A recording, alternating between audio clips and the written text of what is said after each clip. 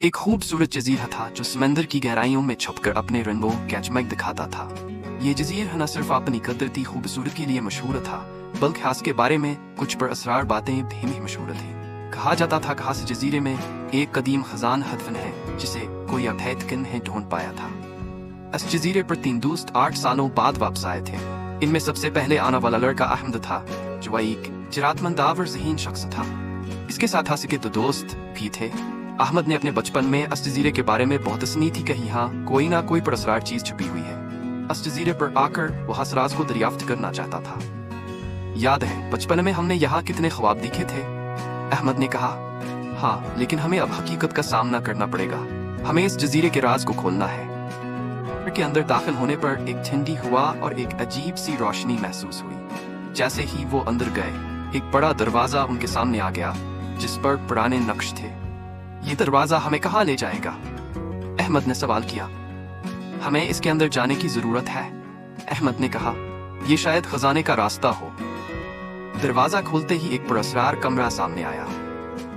कमरे के दरमियान एक बड़ी चट्टान पड़ी हुई थी और इसके नीचे एक धुंधला सा नक्शा दिखाई दे रहा था। अहमद ने नक्शे को गौर से देखा और फिर कहा, यह नक्शा शायद खजाने की समत बताता है। वो नक्शा तीनों के लिए एक नया चैलेंज था।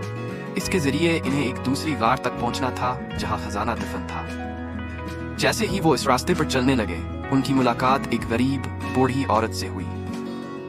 तुम लोग ये रास्ता क्यों लेकर जा रहे हो? बूढ़ी औरत ने उनसे सवाल किया। हम खजाना ढूंढने जा रहे हैं, अहमद ने जवाब दिया। याद रखो, खजाना सिर्फ सोने या चांदी का नहीं होता।